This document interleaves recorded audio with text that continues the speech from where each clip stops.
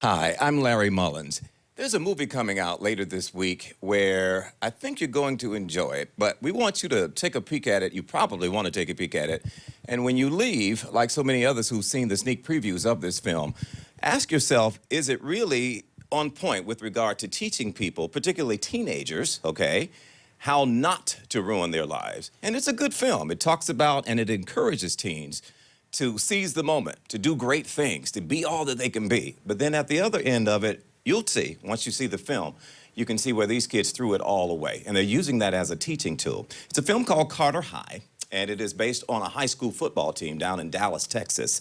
And football is king down in Dallas. And here you have kids, a high school football team that were the best in the absolute state. They beat everybody.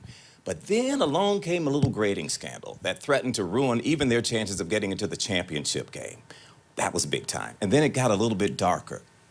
We were watching a TV show, and I was a reporter in Dallas at the time. We were watching a newscast whereby there were a group of teens going around robbing places at gunpoint. And wouldn't you know it, a lot of the kids involved who were doing the actual robbing, yep, Carter High School football players, along with other kids. This gentleman sitting next to me, Arthur Jordan Muhammad, was a student and on the football team at Carter High School. He wasn't involved in all of those bad kids, as they say. But he directed this film. And to talk about a guy who directed a film from the heart, it's truly amazing what you were able to accomplish with that film. I want to holler at you about different things that you put into, that came out of your heart, that you put into this film. Also, Tricia Woodgett is with us also. She's one of the producers of the film, and we're going to hear from her on what it took to capture the essence of football in Texas and putting this film together to make sure that the story was told properly. And then, of course, there is the incomparable Lynn Andrews, who happens to be my godson. That's going to come out, so I might as well get it over with. But nonetheless, he played the part, and it's so important, whether he was my godson or not. We needed to have Lynn here today because he plays a part of a guy who's in that film, one of the characters, Keith Campbell, who plays a pivotal role in whether the guys go good or whether they go bad or whatever. And I think it was important to have you here. Welcome all three of you here to 1010 Wins. Thank you. Art, I have to begin with you, and I had the pleasure and the blessing of being on that set when you were filming last summer. Lynn snuck me on set, by the way, blame it on him. You said something to me while we were down there that stuck in my mind, and I said to myself, if I ever get that joker by himself to be able to interview him one-on-one, I'm going to ask him what he meant. You said to me, Larry, I have to do this film. It's important to tell this story. In my mind, I'm thinking, these are little bad jokers that went around robbing people. Why, who cares about this story? And you said something to me to help me understand that it's not so much about the glory, because you're not glorifying what these guys are doing, but it's all about getting a message out there. So now I ask you, why this film? Why did you have to tell this story? What was the big deal? Well, ultimately, the reason was to show, to give the audience or these teenagers a picture of what can happen when you make bad choices and bad decisions. And your parents, my parents would say sometimes, look, learn from my mistakes so you don't have to go and make the same mistakes I made. And a lot of times I think Hollywood and music videos, they glorify certain things, and I didn't want that to be the case in Carter High. So when you see the movie, you will see that you control your destiny by the choices that you make. And whether or not you are an adult or a teenager, but particularly a teenager, because the choices that you make as a teenager affect your adult life. And in this case of Carter High, you will see how it affects these teenagers. I'll be honest with you, I had the opportunity to screen this film today, and it made me cry at the end. Part of the reason why is, of course, I was there. I was a reporter for a TV station in Dallas. This is back in the 80s, to date myself. I'm still 28, if anybody knows, wants to know. Shut up, Lynn. But I cover this as a reporter, and I saw it from start to finish, what went on down there. And it made me cry at the very end. It brought back all of those memories and all. So my question to you is, you've had previews all over the country for this film before it goes into nationwide release. Reaction that you're getting from people. And who are you presenting it to? Well, first of all, the reaction is the same reaction that you had. People were crying? People have been crying, yes, sir. And the good thing about it is I've had several different parents come up to me and say, you know, this happened to my nephew, the same exact thing, and then give me their story. And he played football. Mm-hmm. This happened to my son, and he played baseball. This happened to my friend down the street. He played basketball. In the last screening that we had in Memphis, a lady came to me and said, this happened to my son, and he was in a debate team. So it shows that this happens to a lot of teenagers, and the ultimate message is for a child or a teenager to be able to understand or witness or recognize the whisper, even if it comes from your friend, to guide you in that wrong direction. Speaking of that whisper, Jesse Armstead, who was a major, big-time NFL player with the New York Giants, as a matter of fact, was in that class. He had the opportunity to come on board and do some of the things that they were doing. On the last, how did they put it? This is our last time doing this last robbery, and they tried to get him to come. And on the last robbery is when it all went down and they all got arrested. He missed out on that. Good for him. And now I understand, and Trish, I want to bring you in at this point. You were at a function, or there was a function held in here in New York at a school up in the Bronx where Jesse showed up and spoke with the kids. What reaction are you getting from these kids that are seeing this film and seeing guys like Jesse who chose the right way as opposed to going left?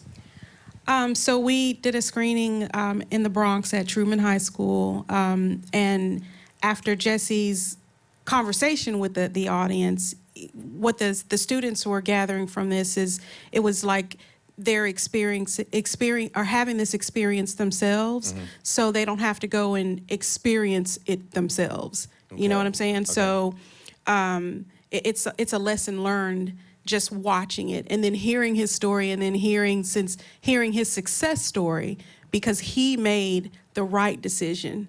You know, in the split of a moment, you know, he decided, I'm not going to do this, and he put emphasis on the fact that at 25 he was a millionaire, and of course, you know, being a millionaire at 25, I think that would pique anybody's interest. So it gets my attention, right? Now that I'm 28 and all. This film stars Vivica A. Fox.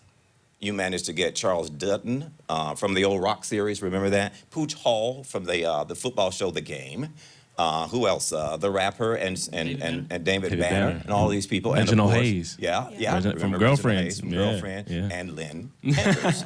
And by the way, Lynn, folks, you've probably seen his face on Super Bowl commercials. He's done AT&T. He's done JCPenney. He's done it all. But most importantly, again, I repeat, he's my godson.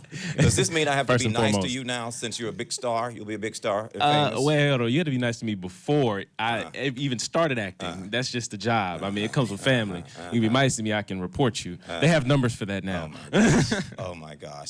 You played the part of Keith Campbell. And, folks, let me tell you about Keith. Keith Campbell and I despised each other. Again, I was a reporter covering these things from start to finish. And somehow, I guess in his jail cell, before they even got sent off to prison, Keith must have watched some of my reports where I'm telling the story as it is. I don't bite my tongue, and they know that about me here, even at 1010 Wins. Keith and I would sit in the courtroom and have a staring contest, and you portrayed that to the hilt. I'm not just telling you that because you're my child, but you really played that to the hilt. It was probably one of the most moving roles that I've seen you do. What did it take for you to get that role and to get in there? And you played it start to finish, even to the very end. Very, very cold, very calculating. What did it take for you to get into that role? Well, a lot of conversation with Keith. Keith spent from day one, he was there. And it's a different thing for an actor to be able to have the person whom you're embodying with you. And I had a lot of conversation with him about why he was and why he did what he did, and what his mental state was at that time. And after he kind of broke that down for me and explained it, it made a lot of sense. After that, it was like, wow, how could you do anything else?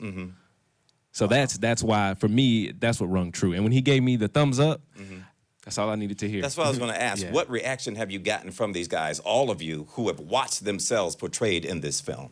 Keith? Derek Evans? Keith came to me and told me, he told me that, he said, I couldn't have done better myself. I couldn't have played me better than you played me. Wow. And I mean, as an actor, that's the greatest compliment you could possibly get. So for me, I was just floating on cloud nine. Everything after that was just icing. Oh, wow. Cake was made. And these guys were so bold about it, you know, in the end. I mean, robbing people, some with no mask. You know, they were invincible. And who was it that told me, in the case of Derek Evans, who got carted off to prison, he didn't realize any of this was real, that they could even go to jail until his lawyer mentioned, by the way, you could get 20 years out of this. And I'm watching as Judge Joe Kendall is telling these guys, I'm giving you 4 20-year sentences, you know, to serve concurrently. That broke my heart then, and it broke my heart now watching it on film. You were there, obviously, and went through all of this. What kept you from going to the left with these guys? Because you were on the football team, as a matter of fact. You're a little cat, though. How did you end up on the football? Anyway. We had a lot of little cats on the football team. We was fast little cats. Okay, all right. But we just hung with different people. And at that time, I was hanging with more of the guys. I was shooting little videos and that type of thing and really, really focused on football. And they were too. But at the same time, I think it's that whisper, you know, that I spoke about earlier. And when you have that happen to you, like Jesse does in the movie, he went to someone. Mm-hmm. And I think you have to go to someone before you allow that to germinate, that thought to germinate in your mind. Mm-hmm. And as a child or a teenager, your mind is so open, and especially if it comes from a friend. Right. So it's easy to like guide you in that wrong direction. I didn't have that whisper to me, which I'm fortunate. I don't know. I mean, being a teenager at that time, I don't know what I would have did. Mm-hmm. But I didn't have that. I didn't even have to deal with that.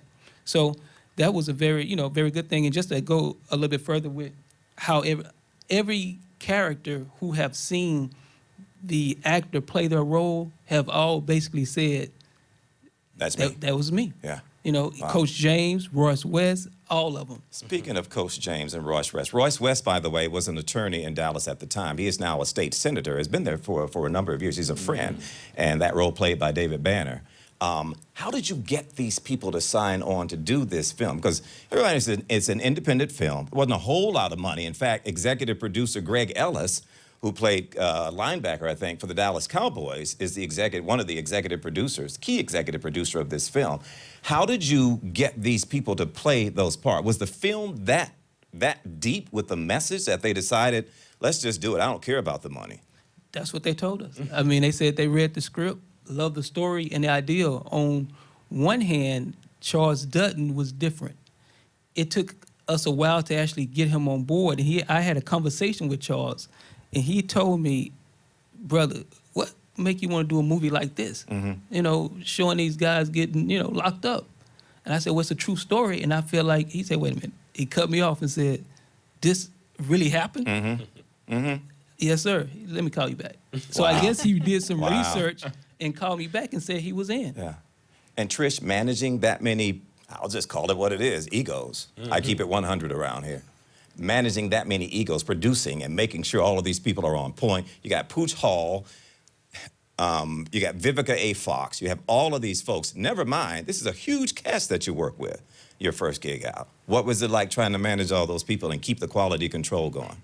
I actually came on as an associate producer in post-production. Now, on set, I was author script supervisor.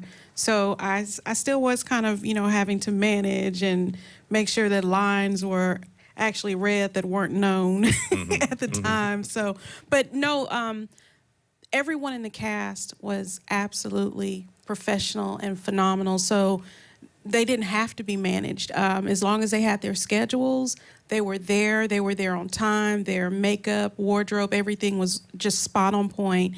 And we were able to just go straight into production. Like I said, the only thing that that I really had to spend time on was just making sure that those lines were read according to author's script. Okay. To make sure that we stayed true to the script. And then if there was like a deviation in script, I would discuss it with him and make sure that he was okay with it. Okay. And then we'd roll with it. Okay. Briefly, let's try to wrap things up here. I don't want to come dangerously close to giving away the entire film because you want people to go and see it. I understand that you've shown this to the NAACP. You've shown it to schools all over. You mentioned you're here in the Bronx. You're doing pop-up sneak interviews or previews all over the country. The NFL has looked at this film. What is the reaction? And share with me, if any of you will, the conversation that the NFL has had with you all with regard to getting behind this film and using it as a teaching tool? Because I've never seen anything like this. I can't share on the NFL, but I can share on the screening we did in Ferguson, for a high school in Ferguson. In Ferguson, And Missouri? yes, Oh, wow. yes. Greg and I went to Ferguson and screened it for it was about 180 of their students, and these kids were blown away. The sentencing, you hear an auditorium full of 15, 16-year-olds. When the sentencing came, they were, oh, no, and then afterwards, like, did he really serve 100 years? I mean, these kids were really interested. One kid had his phone out and said, what was the name of this case? Because he's looking up the case. Now, the thing that we're getting, like, I hear a lot of people saying, this is a football movie. This is not a football movie. This is a movie that has football involved in it. But this is a movie that's relevant to kids today because of the position kids are in. Kids are highly visible because of social media. So they think they're invincible, because they can say and do whatever they want on social media. What they don't realize is these same decisions they're making are hurting them later down the line. When Harvard is looking at your social media and they see you posted something that's a little racially insensitive, hey, we don't want that kid going here. Or a job, this is very relevant today to the kids, and it's just as relevant now as it was then. And they were cocky. They were bold with it. I mean, the peer pressure there. Broad daylight. Yeah, Derek signed his letter of intent to go to Tennessee sitting in a hot tub. That's the sort of thing that was going on. So to a lot of people and in a lot of eyes, he deserved what he got. And I mean, you heard a lot of that, but on the other hand of it, you look and you thought, wow, these kids had it all. And they threw it away. Never mind the grading scandal. They were disqualified or labeled ineligible to play in the championship game. What is it, 2 or 3 times? Before the school system finally decided, the heck with it, let them play. And then this. Wow. Well, you really captured the essence of that movie. And for an old guy, an old reporter who was actually there, I felt like I was there. What do you hope to achieve with this thing? Where do you go from there? Where do you go from here with this film? God willing, we go nationwide, and it becomes a teaching tool. The NFL has said that. We have a couple of other organizations that has come on and said the same thing, that they want to use it as a teaching tool. It's a perfect teaching tool. So that's, the curriculum. The educational curriculum. That's a good There's thing. one that comes along with it. Did you go into this film thinking that that's what it was going to be, or this just evolved? And you said when it goes nationwide, you're already going nationwide next weekend, but you meant with regard to it being a teaching tool. Did you expect this when you went in? No, not the teaching tool, not the NFL, none of that. So that's a blessing, and like he said, icing on the top. What I'm most impressed with is whenever I've seen interviews of you guys, Greg Ellis, all of you, Vivica Fox, all of the interviews, nobody's talking about the film as in, oh, I'm the greatest, I'm the star, I'm whatever. You're talking about it being a teaching tool, and I think that's sexy to a lot of people. That's art. That's exactly what art is. You use art to teach, and if your art, what is your art doing for you? If it's not, then it's one-sided. You need to drop it. Wow. Thank you, guys. Thank you. Thank you so much. Thank you. Carter High School opens in major run this weekend. Stars Vivica A. Fox, Charles Dutton, and all those other names we mentioned, and of course, Lynn Andrews, my godson. I'm going to put that out there. Congratulations to you guys. It's a powerful tool. I saw it myself, and it's great what you're doing. I can't personally endorse it, just in case somebody noticed something weird about it, somebody with spinach in their teeth or whatever, and say, oh, you endorsed that weird film. No. I'm being silly now, but I'm serious when I say to you, job well done. The point was taken to this old guy. So, opens in multiple run. Thank you for joining us and listening in on this. In the meantime, I'll listen to you, or at least I'll share with you and talk with you some more on the radio. Thanks for joining us. I'm Larry Mullins.